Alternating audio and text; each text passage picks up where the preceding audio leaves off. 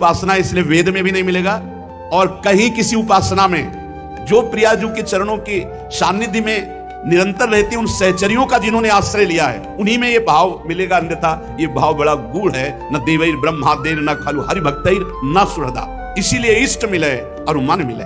राधा कृष्ण अनन्य भावैक गम्यम। बस हमको जीवन में पूरी एक बात लानी है, प्रिया प्रीतम की अनन्यता। अब इस अनन्यता में मृदुलता रहे, कर्कशता नहीं। ध्यान रखना, इस अनन्यता को यदि कठोरता में परिवर्तित कर दिया या वर्णन करने लगे या आचरण में उतार लिए, वर्णन करने का मतलब अन्य की अवहेलना, अवहेलना नहीं है, बहुत सुलझना है। अवहेलना तो घोर पापी की भी नहीं है। ये क्रूरापि पापिनो न च सताम संभास्य दृश्यासे सर्वान वस्तुतया निरीक्ष परम स्वाराध्य बुद्धिर्मम। मेरे राधा वल्लभ लाल ही सब में विराजमान है। अवहेलना किसी की नहीं, पर हृदय की अनन्य निष्ठा में कोई फर्क नहीं। अगर अवहेलना किया तो अनन्यता कठोरता में आ गई। वाणी से आप अगर, तो फिर हुआ वर्णन होने लगा कठोरता का, अनन्यता का नहीं। कट्टरता नहीं, सरसता है। कट्टरता नहीं है, सरसता है। हमारी उपासना की स्थिति राधा चरणारविंद में, सहचरी भाव की सिद्धि ही होती है प्रिया चरणारविंद से। और इससे रसदात्री प्रियाजू के चरणारविंद की प्रियता देख करके रस सिंधु रसघन मोहन मूर्तिम लालजू अपार प्रेम करते हैं राधा दासियों से। ये बाहर के क्या जाने। और हम अपार प्रेम करते हैं लालजू से, क्यों? क्योंकि हमारी लाडली जू के सुख है। हमारी लाडली जू क्या कह रही? मुको तो भावती ठोर प्यारे के नयनन में। श्यामाजू क्या कह रहे? मेरे तन मन प्राण हूं ते प्रीतम प्रिय। तो हम उनकी दासी है, तो मेरी स्वामिनी के तन मन प्राण हूं ते प्रीतम प्रिय, तो हम उनको कितना प्यार करेंगे, करोड़ों प्राणों से बढ़कर। पर किसके लिए? श्यामाजू के लिए। ये भाव बैठा लो अंदर। वृंदावन नित्य विहार रस उपासना का एकांतिक भाव। राधा कृष्ण अनन्य भावैक गम्यम रम्यम। आप सोचो, जिन भगवान श्री कृष्ण के एक बार जरा सा भी दर्शन हो जाए तो बड़े बड़े दिव्यात्मा महात्मा बावरे बन जाते हैं। श्री सुखदेव जी को तो पहले श्लोक के द्वारा भावनात्मक दर्शन हुए। ऐसा थोड़ी कि भगवान सामने प्रकट हो गए, नहीं। जब गाया बरहा पीडम नटवर बपुः कर्णयोः कर्णिकारम विभ्रदवासा कनक कपिसं वैदयंतीम चमालाम रंध्रान वेणो रधर सुधया पूरयन गोपवृंदै वृंदारण्यम स्वपद गमनम प्राविशत गीत कीर्ति। इतने सिद्ध महापुरुष की वो शब्द जब श्रवणेन्द्रिय में गया तो सामने वही नटवर बपु 18,000 श्लोक कंठस्थ किए जाकर के भगवान की लीला रस से भरी हुई श्रीमद् भागवत महापुराण के रूप शब्द के द्वारा गया तो परमहंस शिरोमणि सुखदेव जी आसक्त हो गए। अब आप विचार करो, ये नटवर बपु रूप है जो वृंदावन में, और वो युगल रूप जो नवनिवृत्त निकुंज वृंदावन में गलबहियां दिए हुए हैं, वो रूप जिनके निकस कुंज ठाढ़े भये भुजा परस्पर हंस श्री राधा वल्लभ मुख कमल निरख नयन हरिवंश। क्या दशा होगी उस उपासक की, क्या दशा होगी। और वो उपासक जो इन्हीं रूपों को स्नान कराता है, श्रृंगार कराता है, भोग पवाता है, चिदानंद बपू, और मुस्कुरा रहे हैं, बात कर रहे हैं, खेल रहे हैं, रात दिन उनके साथ रहना, इस सौभाग्य को कोई नहीं जानता। ये रहस्य है। इसलिए अपने लोगों को प्रियाजू ने घसीटा, समस्त उपासनाओं के मार्गों से घसीट करके हमें अपने नित्य विहार रस। अब ऐसी उदार स्वामिनी के अनन्य हो जाओ, इसी अनन्यता में सब कुछ प्राप्त हो जाएगा। चलते हैं श्रीमद् भागवत महापुराण। प्रसंग चल रहा है, प्रचेताओं ने 10,000 वर्ष तक समुद्र में खड़े होकर के देवादिदेव महादेव भगवान शंकर के द्वारा बताए हुए रुद्र गीत के द्वारा भगवान श्री हरि की आराधना की। कल प्रसंग में था भगवान श्री हरि गरुड़ पर सवार होकर के दर्शन दिए। प्रचेताओं ने भगवान की स्तुति की। संपूर्ण स्तुति हो जाने के बाद भगवान ने कहा, वरदान मांगो, मेरा दर्शन कभी निष्फल नहीं जाता।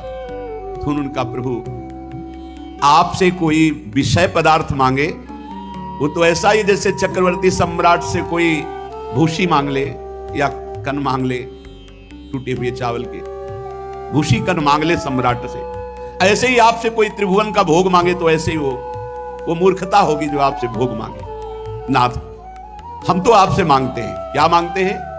यावत्ते मायया स्पृष्टा भ्रमाम इह कर्म भी तावत् भवत् प्रसंगानाम संगः स्यान्नो भवे भवे। तुलयाम लवेनापि ना स्वर्गम ना पुनर्भवम भगवत संग संगस्य मर्त्यानाम किमुताशिषः यत्रेद्यन्ते कथा मृष्टास् तृष्णायाः प्रशमो यतः निर्वैरं यत्र भूतेषु नोद्वेगो यत्र कश्चन। हे प्रभु, आपकी आज्ञा है कि आप वरदान मांगो, तो मैं आपसे यही वरदान मांगता हूं कि अपने कर्मानुसार, हम आपसे अपने कर्मों को नष्ट नहीं कराना चाहते, अपने कर्मानुसार संसार में जब जब जन्मूं तब तब हमें आपके प्रेमी भक्तों का संग प्राप्त हो। कर्म के अनुसार जहां जहां मेरा जन्म हो वहां भक्तों का सानिध्य मुझे मिले जो आपके प्रेमी महाभागवत हैं। प्रभु, हम तो भगवत भक्तों के क्षण भर के संग के सामने स्वर्ग और मोक्ष को भी कुछ नहीं समझते, फिर मानवी भोगों की तो बात ही क्या है। तुलयाम लवेनापि ना स्वर्गम ना पुनर्भवम भगवत संग संगस्य मर्त्यानाम किमुताशिषः। प्रभु, आपके भक्तों के समाज में सदा सर्वदा मधुर मधुर आपकी कथाएं होती रहती हैं, और उन कथाओं को जो अपने कानों से सुनता रहता है उसकी भोग तृष्णा शांत हो जाती है, उसके हृदय का वैर विरोध उद्वेग शांत हो जाता है, और अंत में वो भगवत प्राप्त हो जाता है जो कथा सुनता रहता है। अच्छे अच्छे कथा प्रसंगों द्वारा निष्काम भाव से सन्यासियों के एकमात्र आश्रय भगवान श्री हरि का बार बार गुणानुवाद होता रहता है। जहां आपका गुणानुवाद होता रहता है वहां सारे तीर्थ विराजमान रहते हैं। परम, मानो आप सत्संग सुन रहे हैं, परम तीर्थों का अवगाहन कर रहे हैं, क्योंकि जो आपके भक्तजन हैं अगर वो तीर्थों में जाते भी हैं तो तीर्थों को तीर्थत्व प्रदान करने के लिए जाते हैं। तेषाम विचरताम पदभ्याम तीर्थानाम पावने छया भीतस्य किम न रोचेत तावका नाम समागमः। प्रभु, आपके भक्तजन तीर्थों को तीर्थत्व प्रदान करने के लिए विचरण करते हैं। भला ऐसे संतों का समागम मुझ जैसे संसार से भयभीत हुए पुरुष को कैसे रुचिकर ना होगा। प्रभु, ये आपकी अहेतुकी कृपा थी कि आपके प्रिय भगवान शंकर का मुझे दर्शन हुआ और उपदेश प्राप्त हुआ। क्षण भर के संग का मुझे आज ये फल मिला कि जन्म मरण रूप दुस्साध्य रोग को मिटाने वाले श्रेष्ठ वैद्य हे भगवान आपका दर्शन प्राप्त हुआ। प्रभु, हमने समाहित चित्त से जो कुछ अध्ययन किया, अपने गुरुदेव की निरंतर सेवा शुश्रूषा की, और जो अपने पूज्य जनों को प्रसन्न कर लिया, उस सब का फल मुझे मिला कि आपका दर्शन हुआ। हे स्वामी, आपकी महिमा का पार कोई भी नहीं पा सकता।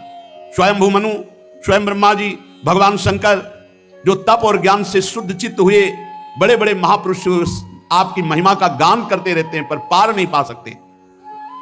अतः प्रभु, हम आपकी महिमा का पार कैसे पा सकते हैं? जितनी बुद्धि आपने दी है हम आपका यशोगान करते हैं। आप सर्वत्र समान शुद्ध स्वरूप परम पुरुष हैं। हे भगवान वासुदेव, हम आपको नमस्कार करते हैं। श्री मैत्रेय जी कहते हैं, विदुर जी, प्रचेताओं की इस प्रकार स्तुति करने पर शरणागत वत्सल भगवान प्रसन्न हुए और तथास्तु ऐसा ही हो। अप्रतिहत प्रभाव श्री हरि की मधुर मूर्ति के दर्शनों से अभी प्रचेताओं को तृप्ति नहीं हुई थी कि भगवान अचानक अंतर्धान हो गए। ये चीज यहां वृंदावन उपासना में नहीं है कि वो आए, दर्शन दिए, अंतर्धान हुए। यहां छिन छिन बिहरत संग, छिन छिन निर्खत प्रेम भरी। एक बार केवल साक्षात्कार हो, एक सेकंड के लिए कभी आप विलग नहीं होंगे। यहां प्रचेताओं के अभी नेत्र तृप्त नहीं हुए थे और भगवान अंतर्धान हुए, परम धाम को चले गए। प्रचेताओं ने समुद्र से बाहर निकले तो देखा सारी पृथ्वी को ऊंचे ऊंचे वृक्षों ने ढक लिया, जो मानो स्वर्ग का मार्ग रोकने के लिए इतने बढ़ गए हों। बड़े कुपित हुए वृक्षों पर कि जब वृक्ष इतने बढ़ जाएंगे तो प्रजा कहां रुकेगी। अब उनके पास तप रूपी बल था, तो प्रचंड वायु और अग्नि दोनों को संकल्प किया और छोड़ दिया। तपस्या में बड़ी सामर्थ्य होती। प्रचंड वायु और अग्नि के प्रभाव से बड़े बड़े वृक्ष भस्म होने लगे। तो ब्रह्मा जी आ गए और कहा, प्राचीन वर्ग के पुत्रों, शांत हो जाओ, शांत हो जाओ। आज्ञा हुई, पुनः संकल्प किया, वायु और अग्नि शांत हो गए। काफी वृक्ष भस्म हो चुके थे। वृक्षों ने एक कन्या का पालन किया था, कल ध्यान से अगर सुना हो, परमलोचा अप्सरा से जो कन्या हुई थी, चंद्रमा ने पोषण किया था अमृत अंगुली के द्वारा, और वृक्षों ने पालन किया था। जब वृक्षों ने देखा कि अग्नि और वायु को शांत कर लिया, तो वो कन्या ला करके ब्रह्मा जी के सामने प्रचेताओं को दी। प्रचेताओं को ब्रह्मा जी ने कहा, ये वही है जिसके लिए भगवान ने आदेश किया था कि तुम 10 की पत्नी एक ही हुई, उसका नाम मारिशा, और इतनी सुंदर थी कि देवता भी मोहित हो जाए। ब्रह्मा जी के आदेश से 10 प्रचेताओं ने मारिशा जी से ब्याह किया। इन्हीं के गर्भ से ब्रह्मा जी के पुत्र दक्ष ने श्री महादेव जी की अवज्ञा के कारण अपना पुरुष शरीर त्याग कर जन्म लिया। इन्हीं दक्ष ने चाक्षुष मनवंतर आने पर कालक्रम से पूर्व सर्ग नष्ट हो गया, भगवान की प्रेरणा से नवीन प्रजा उत्पन्न की। प्रचेताओं की आज्ञा से, आपको ध्यान होगा जब बकरे का सर लगाया गया था, यज्ञ पूरा होने के बाद दक्ष जी ने घृणा हुई उस शरीर को त्याग दिया, तो इन्हीं प्रचेता और मारिशा के गर्भ से पुनः उनका जन्म हुआ। ये बड़े तेजस्वी जन्म से और बड़े कुशल थे, इसीलिए इनका नाम दक्ष हुआ। प्रजापतियों के नायक के पद पर पुनः इनको अभिषिक्त किया गया। मरीच आदि दूसरे प्रजापतियों को ये अपने अपने कार्यों में नियुक्त करने वाले हुए। ध्यान से सुनो, 10 लाख वर्ष तक जवान रहकर विषयों को सेवन, ऐसा भगवान, तो 10 लाख वर्ष ऐसे व्यतीत हो गए कि पता ही नहीं चला प्रचेताओं को। मारिशा से ब्याह होकर 10 लाख वर्ष यहां अनुभव करने चले हैं। कुछ तो बाल्यावस्था में ही समय नष्ट हो गया, और पीछे के कुछ वृद्धावस्था के बीच में जो बचा उसमें काफी समय नींद में चला गया, प्रमाद में चला गया। अनुभव भोगों का क्या कर पाओगे, कितना कर पाओगे, विवेक। 10 लाख वर्ष प्रचेताओं के जब भोग में व्यतीत हुए, तब उनको ध्यान आया कि कितना समय व्यतीत हुआ। बोले 10 लाख वर्ष। तुरंत, पहले का भजन था ना, मारिशा को, पुत्रों को, सब सुख सामग्री को त्यागा और घर से निकल पड़े। पश्चिम दिशा में समुद्र के तट पर जहां जाजली मुनि ने सिद्धि प्राप्त की थी, वहां पहुंचकर साधना प्रारंभ की, पूर्व अभ्यास। इसीलिए पूर्व में भजन तो अंत में भी भजन। उनको थोड़े ही दिनों में यह ज्ञान हो गया कि मैं आत्मस्वरूप हूं। आत्मविचार ब्रह्म शत्र में स्थित हो गए। यह सबसे बड़ी ज्ञान यज्ञ है।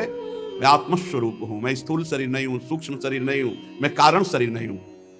उन्होंने प्राण मन वाणी दृष्टि को वश में किया, शरीर को निश्चेष्ट स्थिर सीधा रखते हुए आसन को जीतकर विशुद्ध पर ब्रह्म में स्थित ब्रह्माकार वृत्ति, जहां ब्रह्माकार वृत्ति में स्थित है, उसी समय देखा गुरुदेव सामने विराजमान देवर्षि नारद जी। नारद जी को आया देख करके प्रचेतागण खड़े हो गए, प्रणाम किया, देश काल के अनुसार पूजा की, आसन में नारद जी बैठ गए। तब नारद जी ने कहा, प्रचेताओ, इस लोक में तुम धन्य हो। ये भगवान का साक्षात्कार और ब्रह्मबोध दोनों है प्रचेताओं को। नारद जी ने कहा, तज्जन्मतानि कर्माणि तदायुस्तन्मनो वचः नृणाम ये नेह विश्वात्मा सेव्यते हरिरीश्वरः। इस मृत्यु लोक में तुम धन्य हो, क्योंकि उसी का जीवन धन्य है जिसका जन्म, जिसका कर्म, जिसका आयु, जिसका मन भगवान श्री हरि में लग गया है। मनुष्य लोक में तुम धन्य हो, क्योंकि मनुष्य लोक में वही जन्म धन्य, वही कर्म धन्य, वही आयु धन्य, वही मन धन्य, वही वाणी धन्य, जो भगवान के सेवन में, भगवान के भजन में वो समय धन्य, वो वाणी धन्य, वो जीवन धन्य, वो जन्म धन्य। किम जन्मभिस्त्रिभिर्वेह शौक्ल सावित्रयाज्ञिकैः कर्मभिर्वा त्रयी प्रोक्तैः पुंसोऽपि विबुधायुषा श्रुतेन तपसा वा किं वचोभिश्चित्तवृत्तिभिः बुद्ध्या वा किं निपुणया बलेनेन्द्रियराधसा किं वा योगेन सांख्येन न्यास स्वाध्यायोरपि किं वा श्रेयो हिरण्यश्च न यत्रात्म प्रदो हरिः।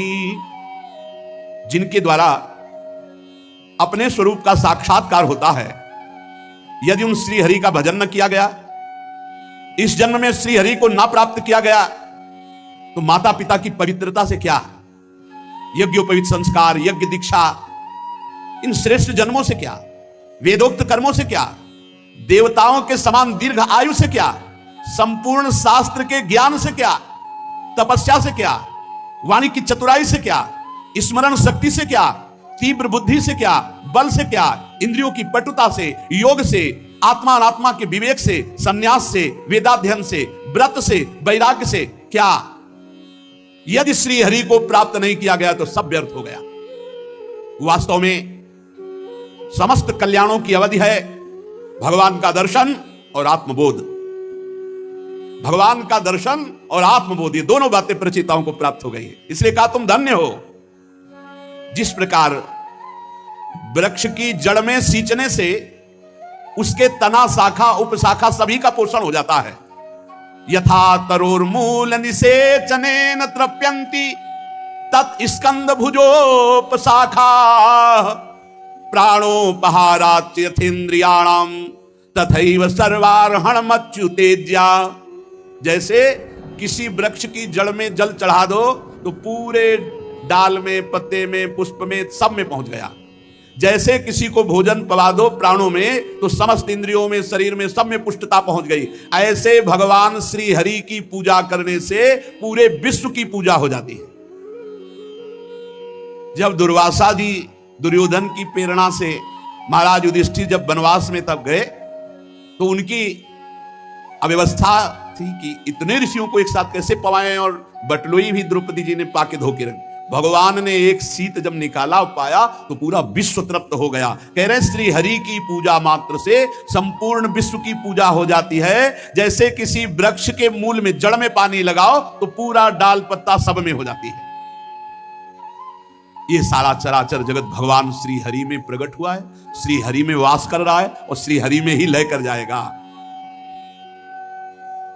ये विश्वरूप भगवान ही हैं, बस यही जानना है। जैसे सूर्य की प्रभा सूर्य से भिन्न नहीं है, ऐसे ये जगत भगवान से भिन्न नहीं है, भगवान ही बने। हमारी जब तक मलिन बुद्धि तब तक ये प्रश्न बना रहेगा कि ये जगत भगवान कैसे हो सकता है, कोई दुष्ट स्वभाव वाला है, कोई ऐसा, कोई ऐसा। ये सब बाहरी मायाकृत दर्शन है। बादल, अंधकार और प्रकाश ये आकाश से प्रकट होते हैं, आकाश में रहते हैं और आकाश में लीन हो जाते हैं, पर तीनों से आकाश परे है। इसी प्रकार सतोगुण, रजोगुण, तमोगुण ये भगवान से प्रकट होते हैं और भगवान में ही लीन हो जाते हैं। इनका प्रवाह भगवान से ही चलता है, पर भगवान इन सबसे परे हैं जैसे आकाश। अतः ब्रह्मादि समस्त लोकपालों के ईश्वर भगवान श्री हरि अपनी आत्मा है, ऐसा जो मानता है वो गुणों के प्रवाह से मुक्त होकर जीवन मुक्त महापुरुष हो जाता है। देखो सेवक जी अनुभव कर रहे हैं, बड़े रसिक महापुरुष है। कौन है आत्मा? बोले आत्मा हरिवंश प्रगट परमानंद, परमानंद स्वरूप हरिवंश ही हमारी आत्मा है। यहां कह रहे हैं श्री देवर्षि नारद जी, सर्वलोकपालों के अधीश्वर श्री हरि को अपनी आत्मा के रूप में जो अनुभव करता है वो जीवन मुक्त महापुरुष हो जाता है। वो गुण प्रवाह संसार का मानो संहार कर डाला, उसके लिए संसार है ही नहीं। भक्तवत्सल भगवान जीवों पर दया करने से बहुत प्रसन्न होते हैं। तीन बातें महाप्रभु चैतन्य देव जी ने सनातन जी को उपदेश करी। जीवे दया, नामे रुचि, वैष्णव सेवा। अगर नाम जब चल रहा है, सबके प्रति दया का भाव है और साधु महात्मा वैष्णवों की सेवा का भाव, बोले इससे बढ़कर कोई उपदेश नहीं। नामे रुचि, जीवे दया, वैष्णव सेवा, इससे बढ़कर कोई। यहां भी कह रहे हैं देवर्षि नारद जी कि भक्तवत्सल भगवान दया सर्वभूतेषु संतुष्टिया एन केनवा सर्वेन्द्रियोपशांत्या च तुष्यत्यासु जनार्दनः। भगवान उसके ऊपर बहुत जल्दी प्रसन्न हो जाते हैं जो किसी से लड़ाई झगड़ा नहीं करता, छल कपट नहीं करता, निंदा स्तुति नहीं करता। बड़ा प्यार में जीवन भक्त का होता है, सबसे प्यार में जीवन। सब जीवों पर दया, दया सर्वभूतेषु और संतुष्टिया एन केनवा, ये बहुत बड़ी बात है। हर स्थिति में प्रसन्न रहोया, हर स्थिति में। काहे को जलो काहे को संतुष्ट आए इनके नवा। हर स्थिति में जैसी भी परिस्थिति है उसमें राजी रहो। जोई जोई प्यारो करे सोई मोई भावे, काहे को असंतुष्ट होते हो। हर स्थिति में खान पान वास व्यवहार जैसी भी परिस्थिति भगवान ने मेरे योग्य दिया है, इसलिए हम राजी रहे। और सर्वेंद्रियों शांत्याच, अपनी इंद्रियों को विषयों से निवृत्त करके शांत कर लिया तो भगवान जनार्दन इसी से प्रसन्न हो जाते। नाम जब चल रहा है, दूसरों पर दया का भाव है, किसी से कोई राग द्वेष नहीं, और इंद्रियों को विषयों से निवृत्त करके शांत कर लिया, वो भगवत प्राप्त महापुरुष। ये 3 ऐसणाएं हैं जो जीव को खाई की तरह गिरा लेती, भगवत प्राप्ति नहीं होने देती। पुत्रैषणा, वित्तैषणा और लोकैषणा। अपहत सकलैषणा मलात्मन्य विरत मेधित भावनोपहूता, जिसने सकल ऐषणाओं से अपने को बचा लिया। पुत्रैषणा कामिनी काम भोग, वित्तैषणा रुपया पैसा सोना चांदी, लोकैषणा नाम हो जाए कीर्ति मान प्रतिष्ठा। ये वासनाएं हैं 3 प्रकार की जो जीव को नष्ट ही कर देती हैं आखिरी तक। बच वही पाता जो हरि गुरु शरणागत है और निरंतर सावधान नाम जापक है। जहां ये 3 ऐषणाएं निकली, कंचन कामिनी कीर्ति, तो अंतःकरण अपने आप शुद्ध हो गया। और अंतःकरण शुद्ध हुआ तो वहीं भगवान विराजमान है, प्रकाशित हो जाते हैं। भक्ताधीनता को चरितार्थ करते हुए हृदयाकाश में ही भगवान प्रकाशित हो जाते हैं, जिनकी 3 ऐषणाएं नष्ट हो चुकी हैं। पुत्रैषणा, वित्तैषणा, लोकैषणा, कंचन कामिनी कीर्ति। प्रचेतागणों, भगवान तो अपने को जो सर्वस्व मानने वाला है उस पर न्यौछावर होते हैं। जो भगवान को सर्वस्व मानता है उसी पर भगवान अपना प्रेम न्यौछावर कर देते हैं। परम रसज्ञ, परम कृपालु, अकिंचनों की अनन्याश्रया अहेतु की भक्ति के वश हो जाते हैं। बहुत सुंदर। जो परम धन श्री भगवान को मानता है। आपके पास संपत्ति क्या है? बोले श्री जी, दंपत्ति संपत्ति पाई है। ये दिमाग में बैठ जाए। हमारी संपत्ति कौन? श्यामा श्याम। देवर्षि नारद जी कह रहे, प्रचितागणों, जो भगवान को ही सर्वस्व मानता है, ऐसे पर भगवान अपना प्रेम न्यौछावर कर देते। परम रसज्ञ, परम कृपालु भगवान अकिंचनों के परम धन है और अनन्याश्रया, अन्य आश्रय जिसका नहीं, ऐसों के अधीन हो जाते हैं, अधीन हो जाते हैं। जो लोग शास्त्र ज्ञान के अभिमान में, धन के अभिमान में, कुल और विद्वता के अभिमान में उन्मत्त होकर ऐसे निष्किंचन साधु जनों का तिरस्कार करते हैं, उन दुर्बुद्धियों की पूजा तो प्रभु कभी स्वीकार नहीं करते और उनकी दुर्गति होती है। होता है ऐसा होता है। जब अब शास्त्र के ज्ञान का अभिमान होता है और खूब वैभव होता है तो उनकी एक उन्मत्तता होती है। तो जो अकिंचन भगवद आश्रित जन हैं उनका वो अपमान करते हैं जाकर, क्यों में वो तर्क, लेकिन अगर मगर, ऐसे बहुत तरह से। जो ऐसे निष्किंचन भगवत प्रेमी महात्मा साधु जनों का तिरस्कार करते हैं, उन दुर्बुद्धियों की भगवान कभी पूजा स्वीकार नहीं करते। अगर उनको लगता हो कि मैं एकांत में भगवान की बड़ी पूजा करके प्रसन्न कर लूंगा और ऐसे भक्तों का अपमान कर दूंगा तो उनकी दुर्गति होती, भगवान उनकी पूजा स्वीकार नहीं करते। देवर्षि नारद जी कहते हैं भगवान किसी की पूजा की आकांक्षा नहीं रखते, वो स्वरूपानंद से परिपूर्ण है। हरे महालक्ष्मी उनके चरण चापती रहती है, वो बड़े बड़े देवता ब्रह्मादि स्तुति करते रहते हैं, उनकी परवाह नहीं करते। पर इतने पर भी उनके जो दीन अकिंचन भक्त हैं, ऐसे भगवान उनके अधीन रहते हैं। गोस्वामी श्री तुलसीदास जी महाराज कह रहे हैं, जो पे कृपा रघुपति कृपालु की, बैर और के कहा सरे। ध्यान दीजिएगा, होई न बाको बार भगत को, जो को कोटि उपाय करे। यदि भगवान श्री हरि का दास है, निरंतर उनके भजन में है, उनकी कृपा में डूबा हुआ है, तो त्रिभुवन में ऐसा कौन है जो ऐसे भक्त से बैर कर सके? कौन ऐसा त्रिभुवन में पैदा हुआ जो बैर कर सके ऐसे भक्त से, और बैर करके सुरक्षित रह सके? होई न बाको बार भगत को, जो को कोटि उपाय करे। करोड़ों उपाय करके देख ले, भक्त का बाल भी बांका नहीं हो सकता। क्यों? क्योंकि बहुत बड़े श्री हरि उनका वो दास है और निरंतर उनके चिंतन में है। तकै नीचु जो मीचु साधु की, सो पामर तेहि मीचु मरे। वेद विदित प्रहलाद कथा सुनी, को न भगति पथ पाऊं धरे। बहुत सावधान, भक्तों से बहुत सावधान। भगवान के जो दीन अकिंचन भक्त हैं, बहुत सावधान। ये राख में छुपी हुई आग है, छेड़ मत दो। नमस्कार, बस नाम जप करो, उनके वचन सुनो, इनको ऐसा ना समझो अरे बहुत बड़े के हैं। हिरण्यकश्यप 5 वर्ष के प्रहलाद जी तो कह रहे वेद विदित प्रहलाद कथा सुनी, को न भगति पथ पाऊं धरे। क्या बिगाड़ लिया त्रिभुवनपति हिरण्यकश्यप ने? बाल भी एक नहीं तोड़ पाया प्रहलाद जी का, और फिर फाड़ के फेंक दिया नरसिंह भगवान ने। दहाड़ में मूर्छित हो गया था त्रिभुवनपति, महाबलशाली महान तपस्वी हिरण्यकश्यप। भगवान नरसिंह जब खंभा फाड़ के दहाड़ के निकले तो ढाल अलग पड़ी थी, तलवार अलग पड़ी थी, मूर्छित पड़ा। भगवान ने उठ खड़ा हो, बहुत वीरता हाँकता था, गोद में उठा के सब वरदान याद दिला के और फाड़ दिया भगवान ने। तकै नीच जो मीच साधु की, सो पामर तेहि मीचु मरे। जो पे कृपा रघुपति कृपालु की, बैर और के कहा सरे। गज उधारी हरि थप्यो विभीषण, ध्रुव विचल कबहू न टरे। अम्बरीश की साप सुरति करी, अजहु महामुनि ग्लानि गरे। भगवान ने ग्रह का उद्धार करके गज को बचा लिया, रावण का नाश करके विभीषण को लंकाधिपति बनाया।